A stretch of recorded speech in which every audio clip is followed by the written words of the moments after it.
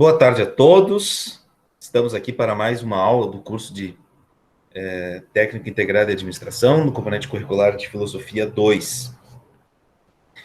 Então, eu queria desejar uma boa tarde a todos que estamos aqui agora, né, os presentes que vão poder assistir a esse momento, e também indicar para aqueles que vão que vão assistir a aula num outro momento, vocês, por favor, sempre tenham presente, tenham essa compreensão que vocês precisam assistir toda a gravação, tá?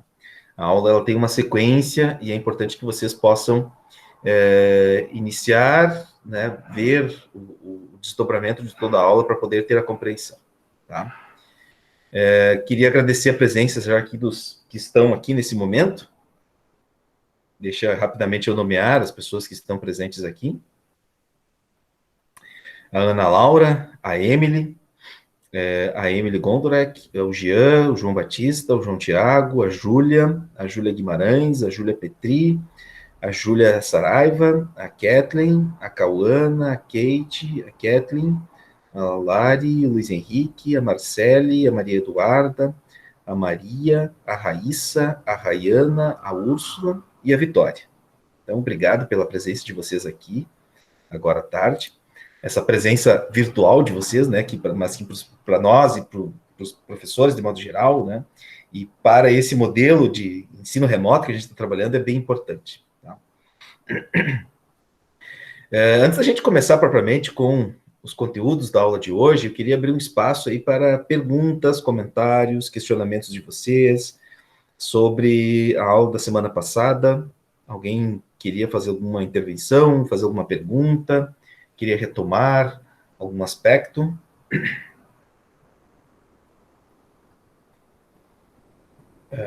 Não sei se alguém assistiu depois da gravação também, se ficou com alguma dúvida, quer perguntar alguma coisa?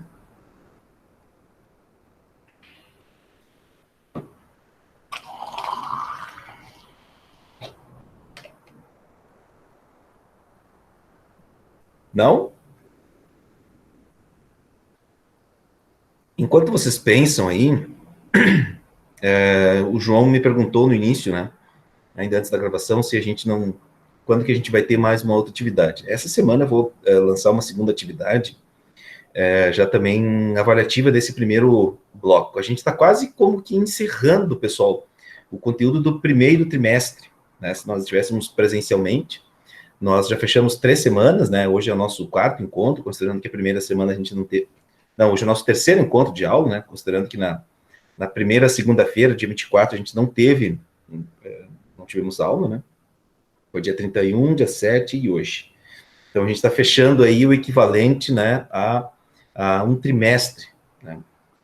Se nós estivéssemos presencialmente, certamente nós desdobraríamos muito mais esses conteúdos que a gente viu, né, em vários outros pormenores, mas em virtude do tempo a gente vai dar uma acelerada. Certamente a gente vai voltar a discutir algum outro ponto, algum outro aspecto que ficou desse conteúdo aqui em algum outro momento, tá? Mas, de qualquer forma, a gente ainda temos bastante, né, por fazer, mas é como se a gente estivesse quase que encerrando o primeiro trimestre, tá? Na aula de hoje, nessa semana, né, nessa 4ª semana, vocês vão ter mais uma tarefa, né, mais uma tarefa avaliativa que vai compor mais um item das notas de vocês. A primeira atividade também, eu ainda não fiz a correção, porque, como eu falava também para o João antes, hoje nós encerramos a 3ª chamada, né, dos alunos do primeiro ano. Os alunos do primeiro ano, agora que eles estão começando a frequentar as aulas, teve gente que começou hoje, né? Então, assim, eles têm todo um acompanhamento, tem as turmas de primeiros anos também, né? Então, tem que fazer todo um acompanhamento com eles, né, assim, fazer toda essa entrada deles no IFE, o uso dos sistemas, enfim, então está demandando muita atenção nossa, né, para com eles. Então, em virtude disso também que eu acabei deixando, né, algumas atividades de vocês para fazer a correção, mas essa semana já vai estar lá disponível para vocês, tá bom? Alguma pergunta, pessoal?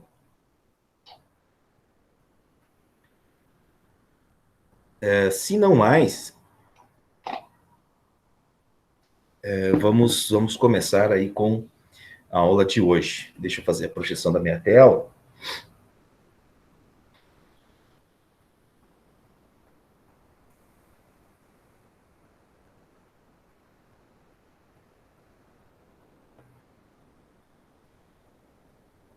Vamos lá. Vocês já estão vendo a minha tela, né?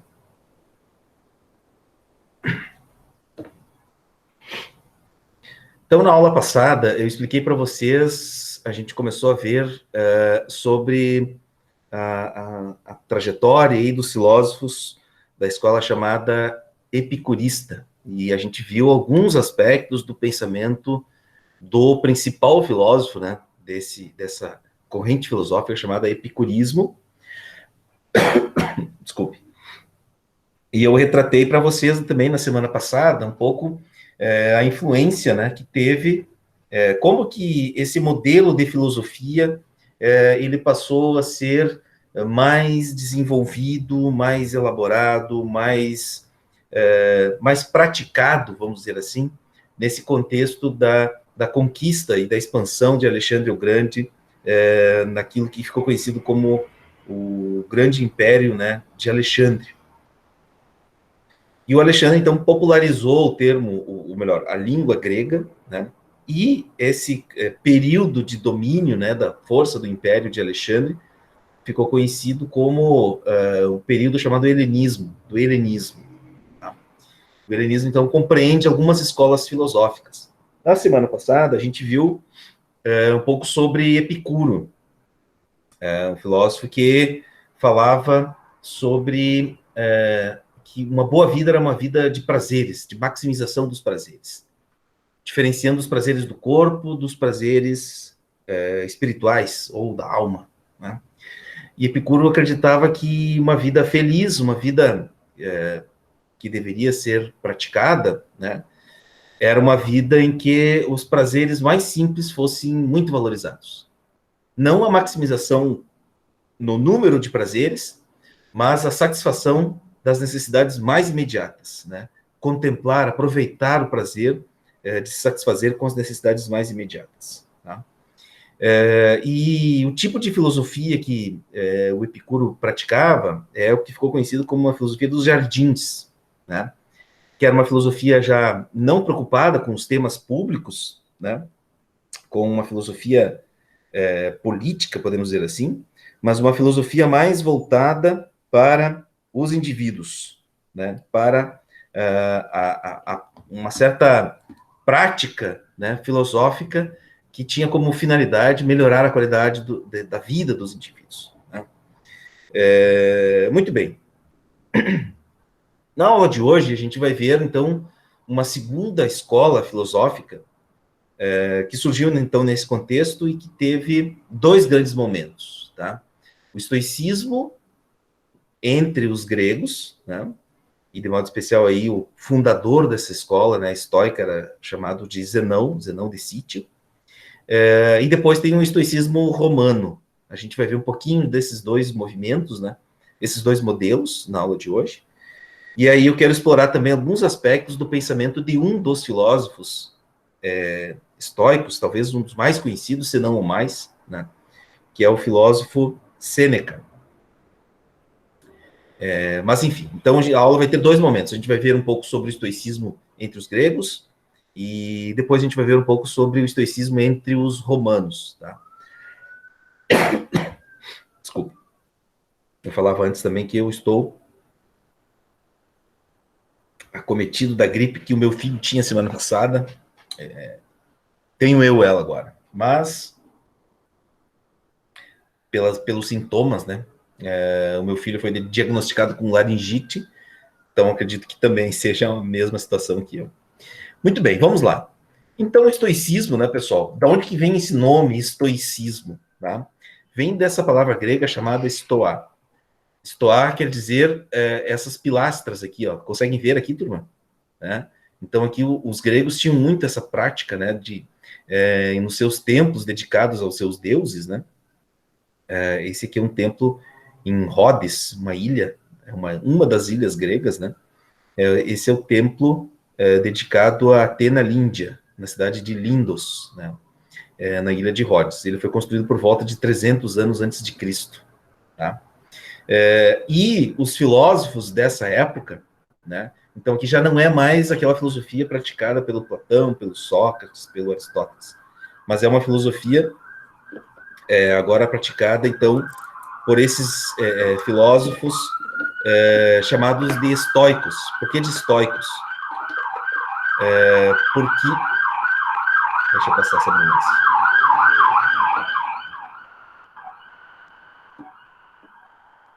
Só um pouquinho, pessoal, que eu vou botar carregar meu computador. Só um instantinho.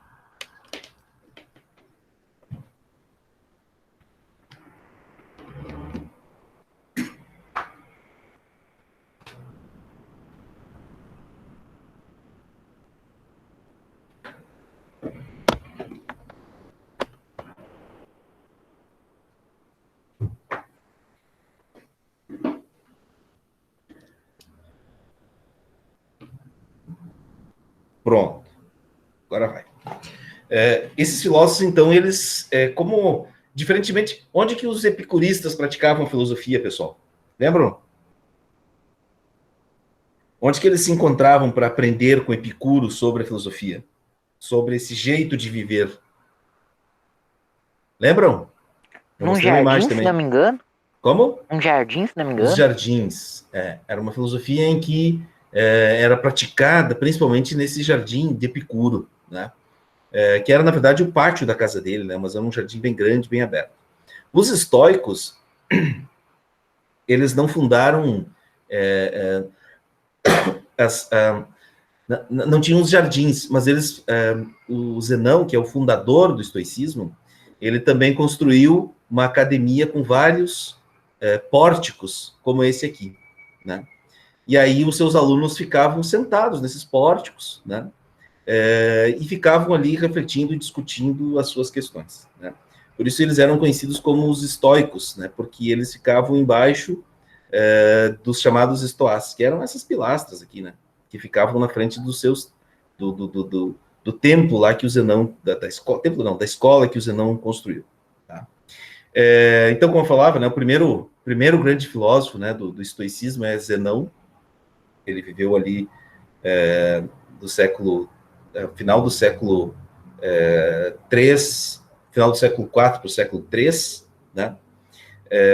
E então ele é considerado o fundador dessa corrente filosófica.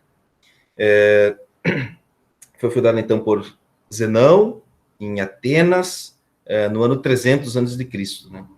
O Zenão era um filósofo de origem fenícia, né, que também foi estudar lá em Atenas.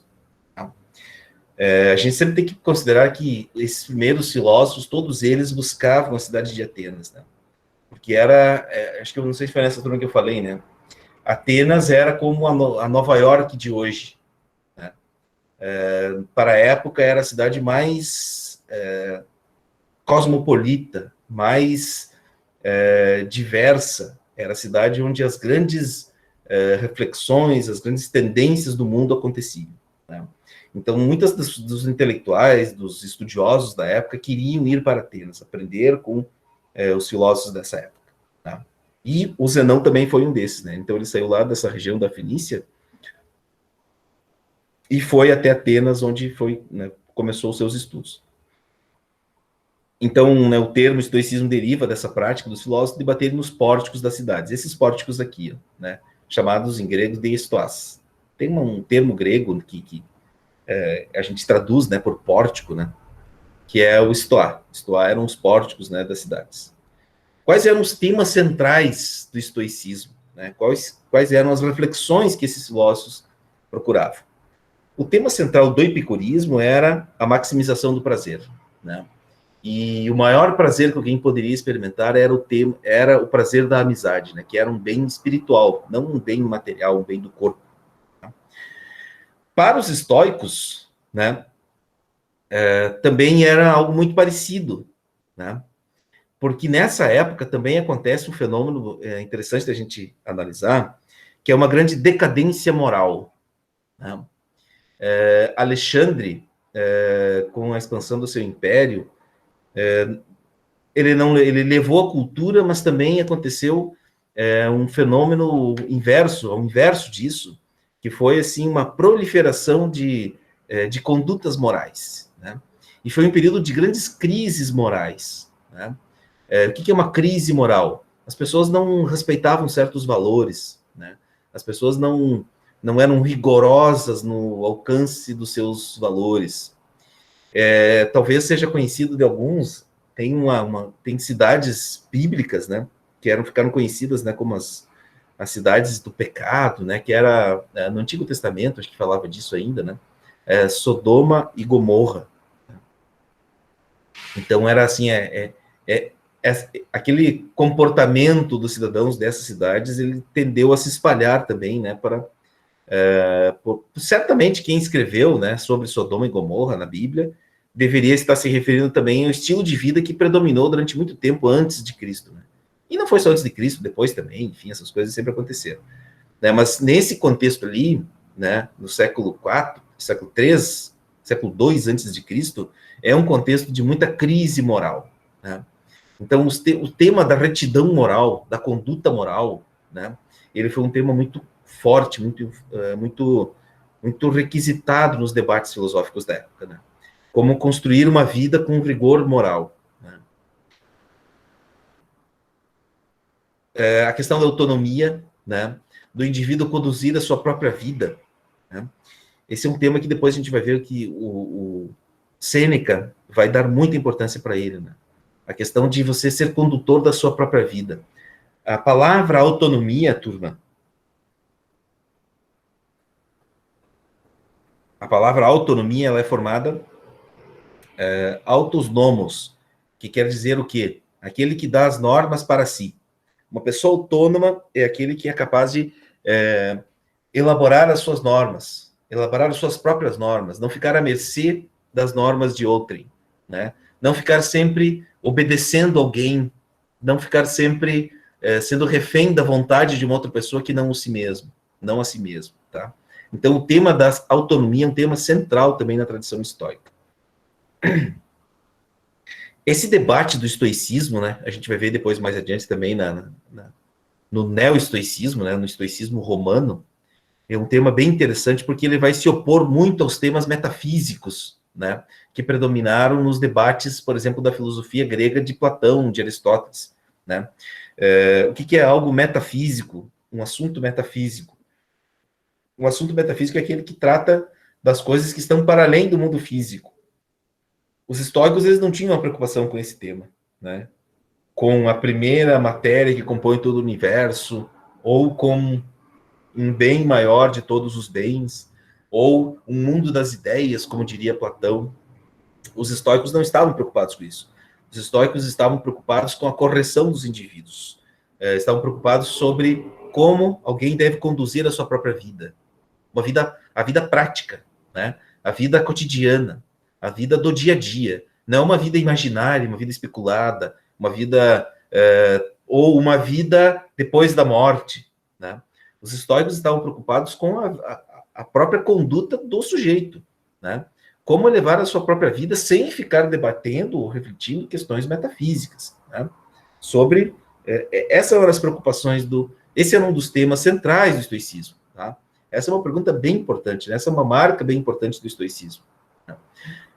A questão de como eu devo conduzir a minha própria vida sem ficar esperando nada da posteridade, né? Posteridade no sentido de uma vida depois da minha morte, né? Mas como que eu devo levar a minha vida sendo o eu mesmo, o condutor da sua própria vida. É isso que eles entendiam como rigor moral, tá? Sem a necessidade, por exemplo, né, de alguém que fica ditando normas para a pessoa, né? Mas a pessoa ser capaz de conduzir a sua própria vida, conduzir o seu próprio destino por conta própria, né? Alguém agarrar as rédeas do seu caminho, né? Essa é a grande questão, essa é a grande pergunta, tanto lá para o Zenão, né, na Grécia Antiga, como para o neoestoicismo em Roma, né? Porque se vocês vão... eu quero trazer aqui uma mudança, né? Aqui a gente vai dar um salto cronológico e a gente vai vir para a época de Jesus Cristo. Tá? Então, você sabe, né, que o Império de Alexandre, então, foi dominado pelo Império Romano no ano 30 a.C., tá? E ali, a partir do ano 30 a.C., a gente vai ter a ascensão dos imperadores romanos, né? E o Império Romano, vocês sabem o que foi, né? Talvez não, ele é o império mais duradouro, o maior e mais duradouro império da civilização ou do mundo ocidental, vamos dizer assim. Tá? E ele é nesse contexto que surge o chamado estoicismo romano. Tá? É nesse contexto também, pessoal, que surge quem? A figura de Jesus Cristo. Lá numa determinada região, nessa região, né, da Palestina, nessa região mais oriental, mas lá entre os romanos, na cidade de Roma, né, na cidade onde até hoje ainda é a cidade de Roma, se proliferou muito a filosofia do estoicismo. Tá? Se lia Platão, se lia Aristóteles, mas se lia muito mais Zenão e as reflexões produzidas pelos estoicos que vieram depois dele, né, que vieram lá do século 3 a.C. até o século I, né, vamos dizer assim, da era cristã, certo? E o principal nome do estoicismo romano, e aqui eu quero destinar mais tempo para a gente refletir, é este que aparece aqui. Tá? Eu coloquei essa pintura aqui, que é chamada de A Morte de Sêneca. Ela foi pintada no século XVII, né? Entre 1612 e 1613, por esse pintor, Peter Paul Rubens. Por favor, vocês estão conseguindo ver essa imagem aqui, pessoal? Sim. Este é Sêneca. E vocês viram, né, o que está escrito ali. O que é de Sêneca? Que passagem é essa de Sêneca? Sua morte? A morte. Como ele morreu, por essa descrição, vocês conseguem ver aí? Vamos ver se vocês adivinham como que ele morreu. Eu gosto de falar de filósofo que morre, como que morrem os filósofos. Sempre tem uma história interessante. O Sócrates foi condenado a beber veneno. E o Sêneca? Como é que vocês acham? Esse é o momento da morte dele. Acho que ele foi afogado. Será que ele foi afogado naquela banheirinha ali, João? Sei lá, que geralmente a pintura não é para ser uma retratação precisa, é para ser mais simbólica. Simbólica, exatamente. Mas é quase isso. É a morte dele, mas não foi por afogamento.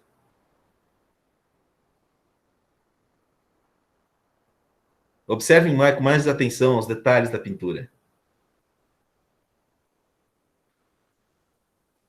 Vou chutar que foi por fogo.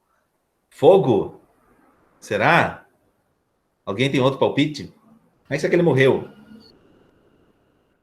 Posso tentar um chute? Como? Condenado a alguma coisa com óleo ou água fervente, sei lá.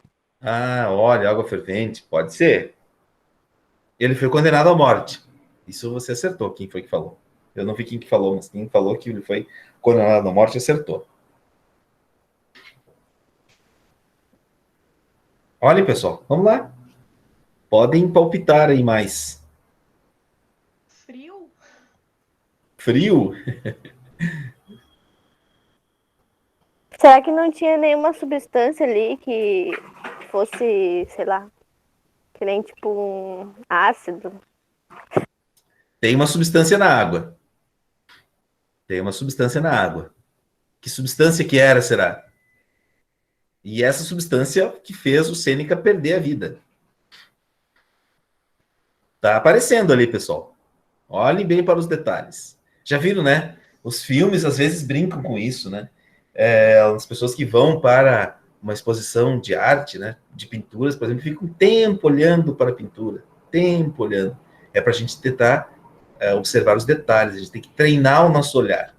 Treinar o nosso olhar para os detalhes.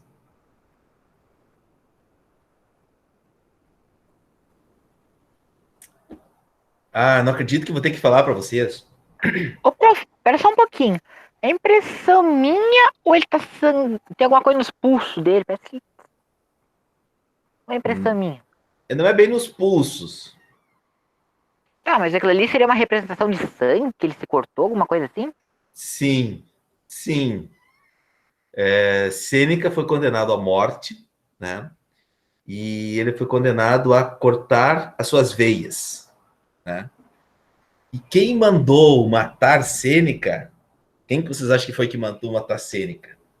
Um imperador que, inclusive, foi seu aluno desde criança, desde a infância e na adolescência, e durante o seu primeiro momento do seu mandato, vamos dizer assim, do seu reino, que foi o imperador Nero, imperador romano Nero, aquele que mandou botar fogo em Roma.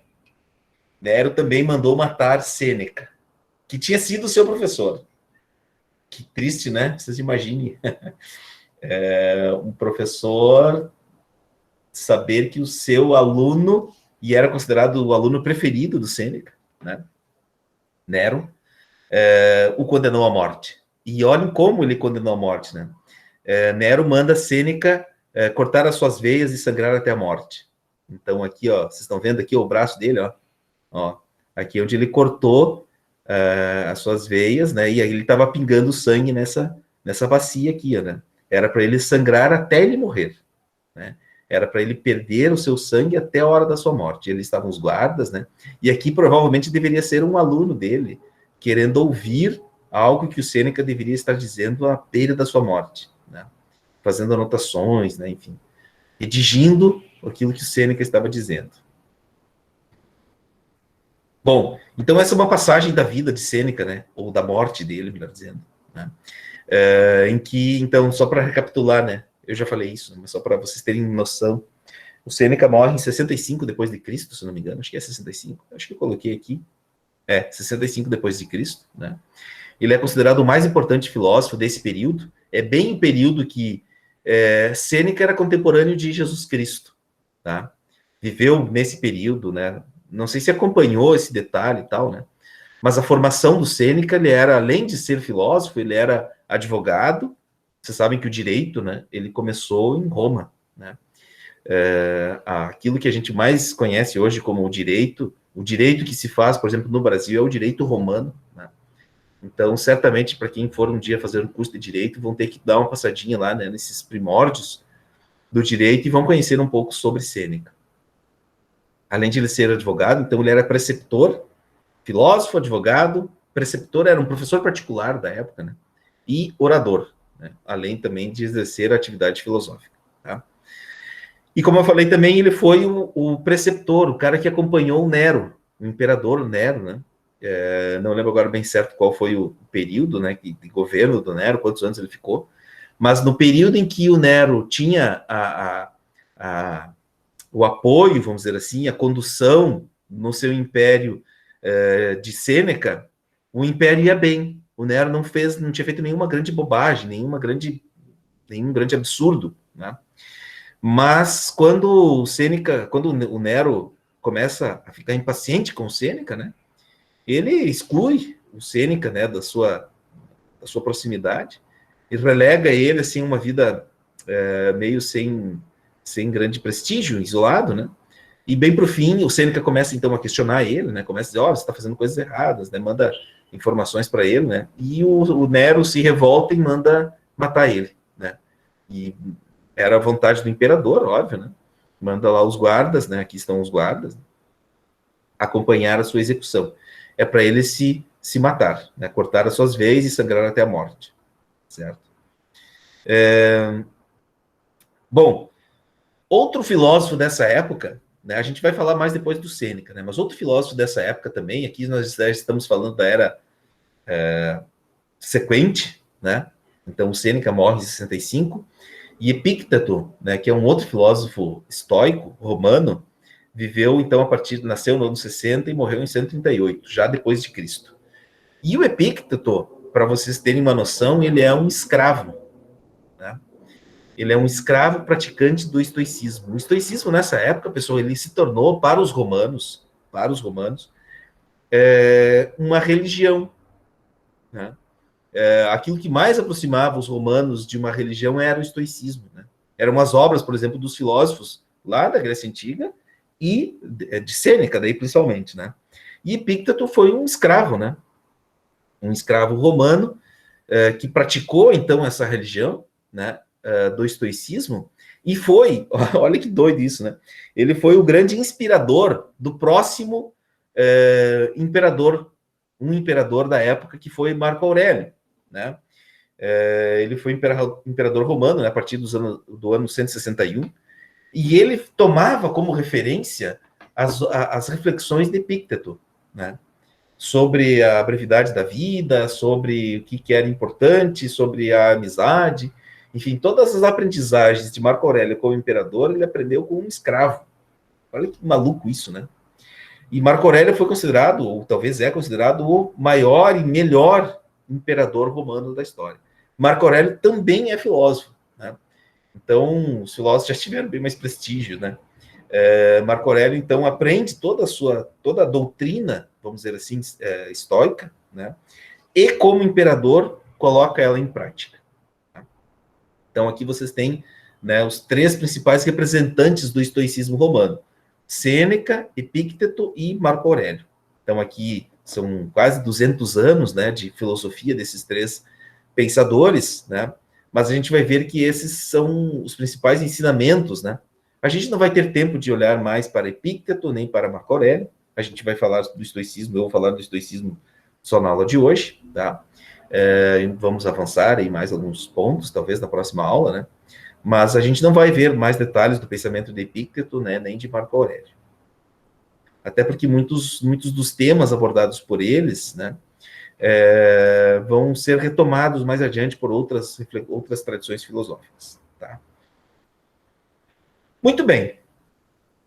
Quais são as principais ideias do... Bom, até aqui, pessoal, alguma pergunta, algum comentário, algo que vocês gostariam de falar, de comentar?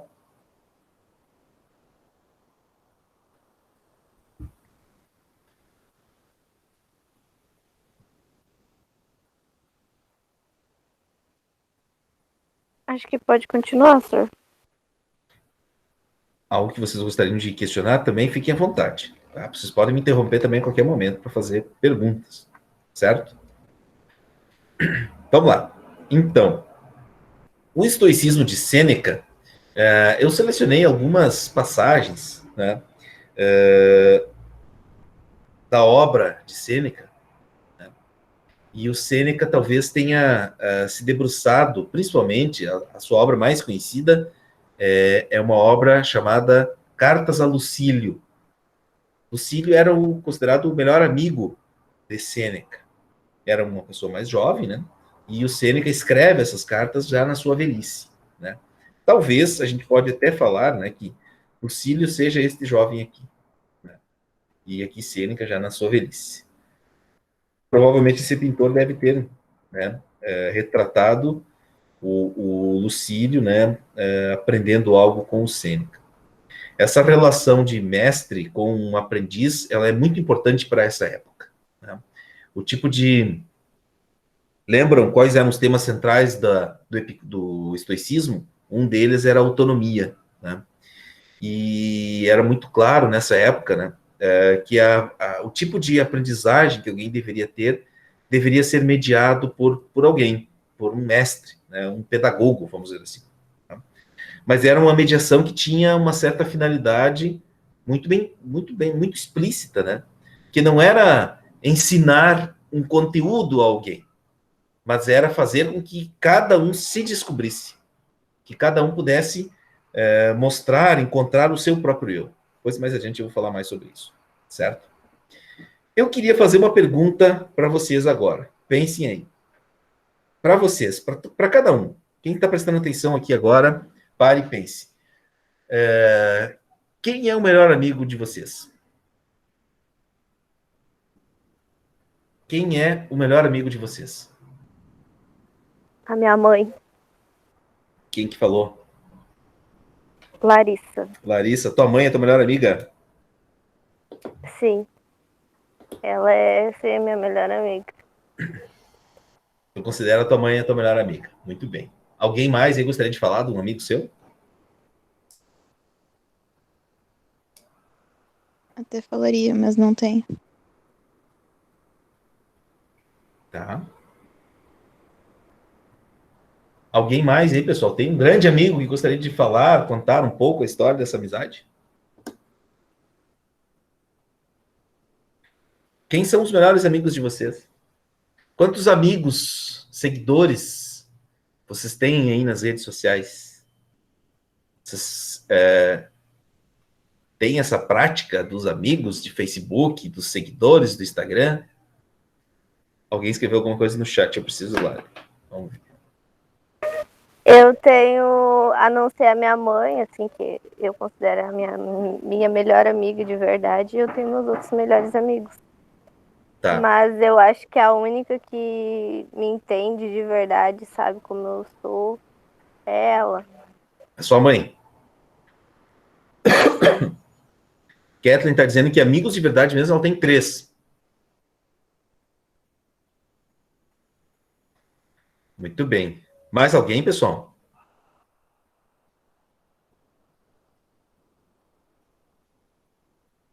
A Kathleen não pode dizer quem são os 3 amigos dela, porque senão vai dar discórdia. Alguém vai achar que é amigo dela, mas não foi incluído na lista. Eu não acredito em melhores amigos, entre aspas. Eu tenho amigos que eu posso contar para tudo e que uma parte é a minha família, a Kathleen, né? A Rayana está dizendo que tinha a tia dela, que é a sua melhor amiga. Muito bem. Mais alguém?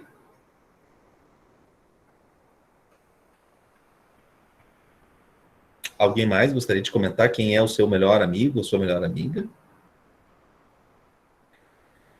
Eu vou fazer uma pergunta que vai deixá-los desconcertados, mas eu preciso fazer porque ela faz parte da aula. Alguém aqui é o seu próprio melhor amigo? Eu. Alguém se incluiria como o seu melhor amigo? Parem e pensem nisso, por favor, turma da administração. Vocês se consideram seus melhores amigos? Vocês os teriam como seus melhores amigos? Eu me incluiria como meu melhor amigo. Vocês Eu se também. enquadrariam? Parem e pensem um pouco nisso. Vocês se relacionam bem com vocês mesmos? Será que vocês são a melhor versão de vocês mesmos? Será que os amigos que vocês têm, qual a razão deles serem amigos de vocês? Será que vocês podem ser o que vocês melhor são? Vamos imaginar que vocês tivessem a possibilidade de observar para vocês, assim, olhar para vocês. Que a gente se olha, a gente acha que é de um jeito, mas o nosso amigo nos vê de outra forma, né? Será que eu estou sendo a minha melhor versão? Será que eu estou aproveitando o máximo aquilo que eu sou? Será que eu ofereço para o outro, para esse amigo, para essa amiga, né, para essa pessoa que eu considero amigo ou amiga, aquilo que há de melhor de mim? Ou será que eu tenho apenas pessoas que são cúmplices do personagem que eu sou? Deixa eu ver o que estão falando no chat.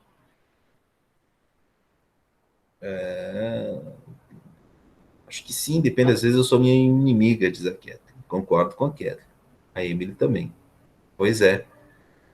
Sim, pois se eu não cuidar de mim, como posso oferecer algo para o outro? Essa é a questão central, Rayana. Tá? É a gente ser a nossa melhor versão. É a gente oferecer para os outros e para o mundo a nossa melhor versão. Só que a gente não nasce pronto, tá? E aqui agora eu quero voltar lá para a minha apresentação, que tem algo que eu gostaria de aprofundar. Olha só. O Sêneca, quando escreve para Lucílio, ele diz o seguinte: olha, a gente precisa aprender a estabelecer uma amizade consigo mesmo. E ele cita um autor que a gente não conhece, olha que coisa maluca, né? O Sêneca cita no seu livro, essa Cartas a Lucílio, é um conjunto de cartas que ele escreve para esse amigo dele, que é o Lucílio. E nesse livro é um dos poucos lugares que a gente tem referência a um filósofo, que a gente não sabe quem é, porque a gente não tem nenhum escrito dele hoje, tá? Que é um filósofo chamado Hecatão. E quando o Sêneca lê a obra de Catão, ao final dela, o Sêneca faz a seguinte afirmação. Depois que ele leu a obra, que progresso eu fiz? Ele está se perguntando, o Sêneca faz essa pergunta, que progresso que eu fiz quando eu terminei de ler esse livro? E aí ele faz essa afirmação, tornei-me meu próprio amigo. Né? Vocês imaginem, pessoal, no fim das contas, só existe nós, só existe o nosso interesse, só existe o nosso si mesmo. Tá? Eu preciso tornar-me o meu melhor amigo. Se eu ficar esperando os outros serem meus amigos, vai ser no máximo uma relação de interesse. Eu vou tornar o outro sempre como um objeto. Né? Eu nunca vou aprofundar uma amizade com alguém se o meu melhor amigo não for eu mesmo. Né? O grande tema das cartas a Lucílio é essa amizade consigo mesmo.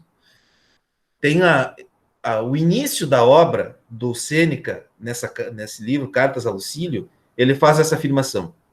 Lucílio, reivindica a propriedade do teu ser. Recolhe e põe em segurança o tempo que te foi subtraído ou deixaste escapar. Ou seja, parem e pensem assim agora, vocês que a gente está com bastante tempo para pensar e meditar em função da pandemia. Né? A gente tem com bastante tempo para a gente pensar em nós mesmos. Né? Bastante tempo em casa, bastante tempo com as pessoas da nossa família. Né? E deveria ser um tempo para a gente se recolher, né? E colocar em segurança nós mesmos. Né? Vejam, pessoal, pare e pense a profundidade disso, né? Reivindica a propriedade do teu ser. O que isso significa? É eu tentar me encontrar a mim mesmo. Como é que eu posso querer que alguém seja meu amigo se nem eu sou amigo de mim mesmo? Né? Como é que eu posso estabelecer algo, ou melhor, como é que eu posso oferecer algo para alguém se eu não ofereço o melhor para mim mesmo?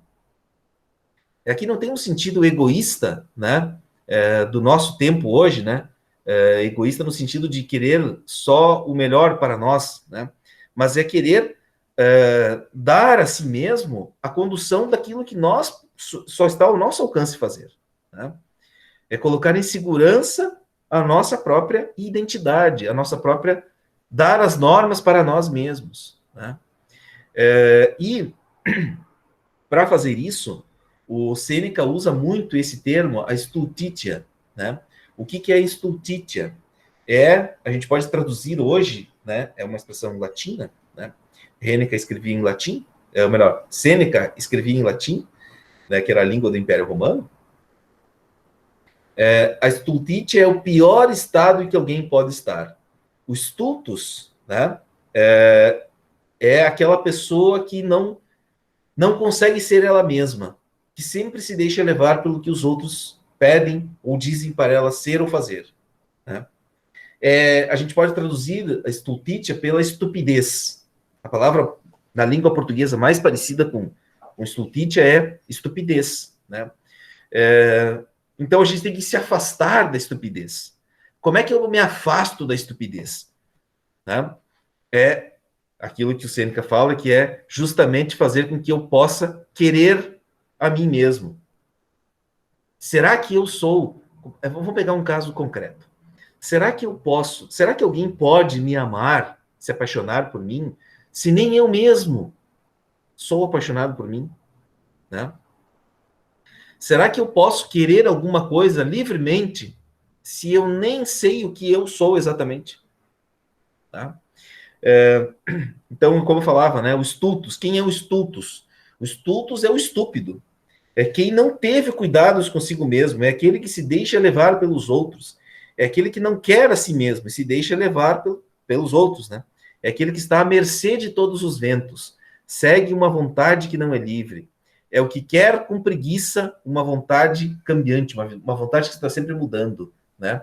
É a retidão. Lembra que eu falava para vocês, né? A questão, os estoicos, eles pregam uma retidão moral, né? É você desejar algo com consciência, é você ter autonomia, guiar a sua vida, você mesmo, conduzir a sua vida por conta própria, com vontade própria, né? Esse é o sentido, né, da ideia de como que a gente pode encontrar a nós mesmos, tá? Dando um passo a mais, né? É isso que o Sêneca fala de firmeza moral do si mesmo, né? Eu cito uma passagem aqui das cartas a Lucílio, né? Em que ele diz assim: o objeto que se pode querer livremente, sem ter que levar em conta as determinações exteriores, é, evidentemente, um só. O eu, uma relação de posse de si mesmo. Quer dizer o quê, pessoal? Para um estoico, viver é uma eterna busca de si mesmo. É a gente se perguntar: o que eu estou fazendo com a minha vida? Né? Será que eu estou sendo a melhor versão de mim mesmo? Será que eu estou dando normas para mim mesmo por conta própria? Ou estou simplesmente seguindo a vontade dos outros? Né? E a prática, o que seria a filosofia para o Sêneca, né? É buscar, de certa forma, acho que tem uma passagem que eu coloquei aqui. Ah, sim, é aqui, ó, eu inverti, né? A filosofia é uma arte de viver, é uma arte de tentar encontrar aquilo que de melhor o ser humano pode dar. Então, por exemplo, assim, qual que é o conteúdo da filosofia? O conteúdo da filosofia é buscar uma forma de viver. Né? Quem que é o filósofo? O filósofo é aquele que é capaz de ajudar alguém a superar a sua estupidez, a sua estupitia, né? E o sábio é quem? É aquele que tem uma relação de domínio de si mesmo. Acho que alguém pediu para entrar aqui.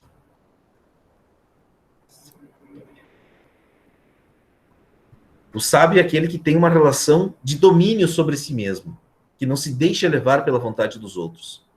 E isso se aprende com filosofia, né? Por exemplo, vocês vão ter aula logo mais de, sei lá, matemática, marketing. Vocês vão aprender uma série de conteúdos nas outras áreas que elas servem para vocês aprenderem a fazer alguma coisa. O que a gente aprende estudando filosofia é aprender a viver. Né? É por isso que o filósofo é o pedagogo. Essa é uma passagem do Sêneca, né? O filósofo é o pedagogo do gênero humano. É aquele que vai fazer com que cada um busque a melhor versão de si mesmo. É aquele que vai ensinar os outros a buscarem aquilo que de melhor pode ter no gênero humano, né? Que é a sabedoria. E o que é a sabedoria? A sapiência, né? É uma relação de domínio de si mesmo. É o saber me dominar, não me deixar levar por qualquer vontade, tá? E aí, então, nesse caso, né, essa passagem, né, da estupidez para a sabedoria carece da presença do outro. No caso, para Sêneca, né, esse outro é o filósofo.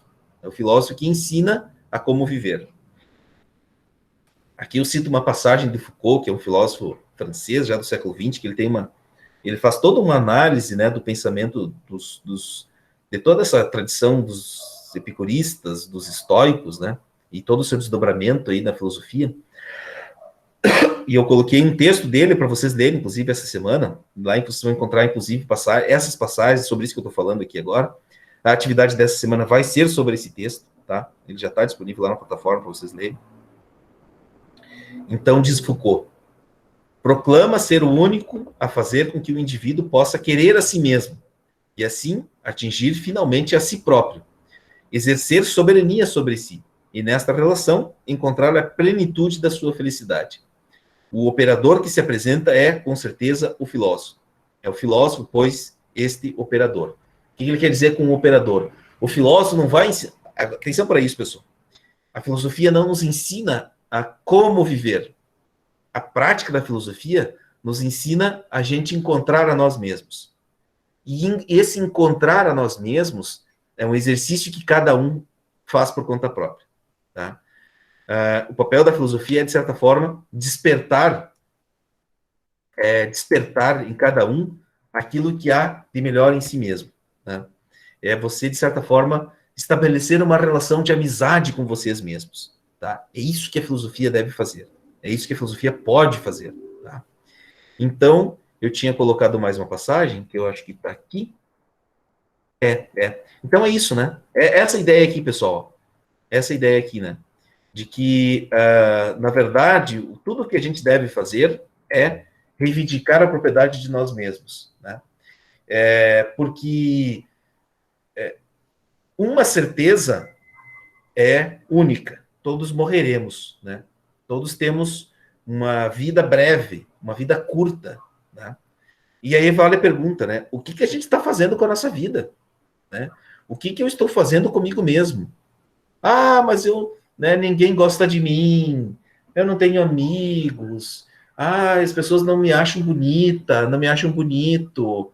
Mas como é que eu estou me tratando? Como é que eu estou me relacionando comigo mesmo?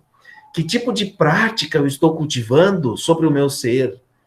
Essas perguntas todas devem despertar em vocês, eu espero que isso esteja acontecendo, e principalmente na idade que vocês estão. Lembra que eu falei isso na primeira aula, né? Eu adoro dar aula para o segundo ano, porque eu acho que é nessa idade que vocês estão que vocês começam a realmente se preocupar com as reais perguntas da vida humana, né? Como é que eu estou relacionando comigo mesmo? Como é que eu estou indo ao encontro de mim mesmo? Como é que eu estou construindo a minha própria identidade? Será que eu estou sendo a melhor versão de mim mesmo? Né? Será que eu estou sendo amigo ou simplesmente cúmplice de alguém? Né? Então, vejam bem. Aqui, né? Essa passagem eu acho fantástica, né? Que progresso eu fiz? Façam essa pergunta para vocês hoje, né?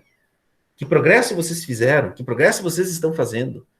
O Sêneca, ao ler Hecatão, vai dizer assim, olha, eu tornei-me meu próprio amigo.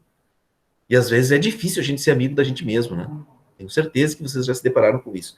Talvez eu esteja mostrando para os outros não a minha melhor versão. Né?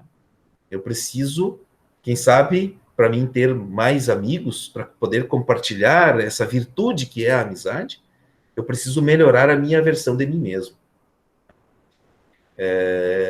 Tem uma passagem, eu não citei aqui, né, mas nessas cartas ao Lucílio, que o Sêneca fala isso, né? Escolhe bem, pensa bem quem vão ser os teus amigos, né? Analisa bem quem você vai considerar teu verdadeiro amigo, né? Vamos pensar se o meu verdadeiro amigo ele está realmente colaborando para eu encontrar a melhor versão de mim mesmo, tá? Bom, pessoal, era isso, tá? Deixa eu parar aqui a minha apresentação. Deixa eu ver se... Não é esse aqui que eu quero. Ver se alguém escreveu alguma coisa no chat.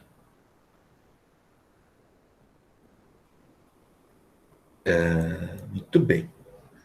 Eu acho que era isso. Tá? Então, deixa eu mostrar aqui o Moodle. O nosso encontro. Esses são os dois textos. Né? Os dois textos de leitura da semana. E durante essa semana eu vou estar postando uma atividade para vocês fazerem avaliativa sobre o epicurismo e o estoicismo. Tá bom? Pessoal, sobre isso, alguma dúvida? Algo que vocês gostariam de perguntar, de questionar? Eu espero que eu tenha dado vários nós aí nas ideias de vocês, que eu tenha deixado vocês bem incomodados, né? Porque eu vim aqui para tacar fogo, né? Eu não vim aqui para alegrar e animar a galera, né? Eu quero que vocês realmente pensem, reflitam profundamente sobre esses temas. Vocês podem voltar lá nos textos, lerem com mais calma, tá? Voltem na aula, depois escutem o que a gente falou na aula de hoje, né? Pensem aí nos temas, nas perguntas que eu fiz para vocês. E era isso, tá? Alguma pergunta, algum comentário?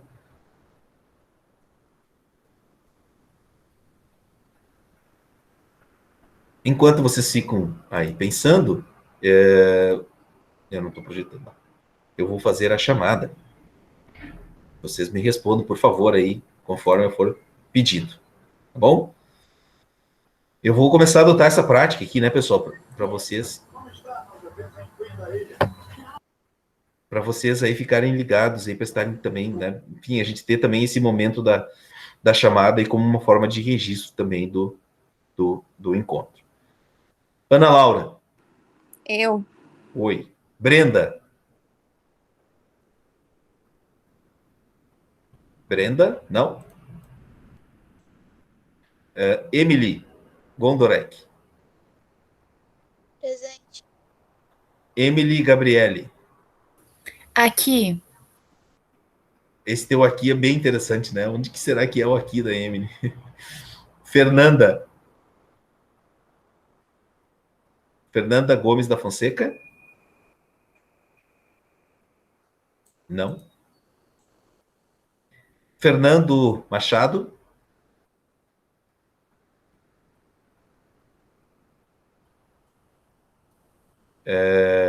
Gianluca.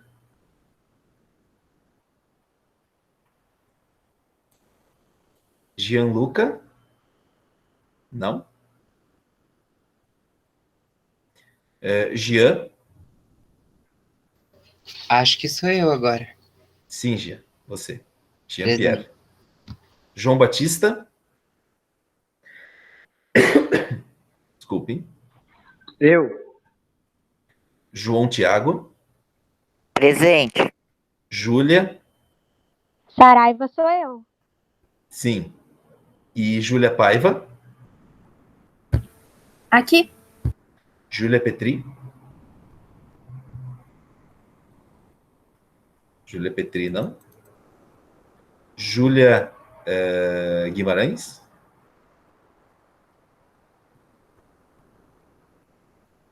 Kathleen de Castro. Prof, espera só um pouquinho. O microfone da Júlia Guimarães não funciona. Ah, tá. E ela tá aí. E a Petri botou também. presente. Tá bom. Júlia Guimarães tá aí e a Petri também. Beleza. Nossa, tem 4 Júlias nessa turma. Kathleen, eu chamei já? Estou aqui. Cauana. Presente. Kate. Presente. Kathleen. Aqui. Keila. Keila. Não.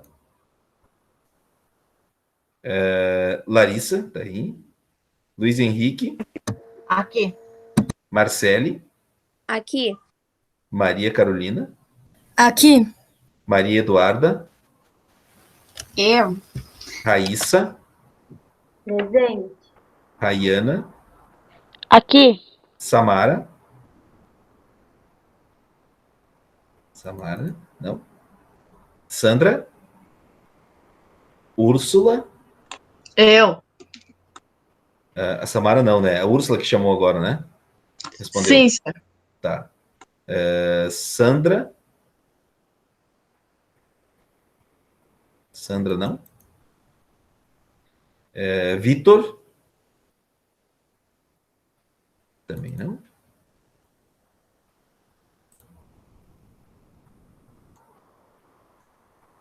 Vitória.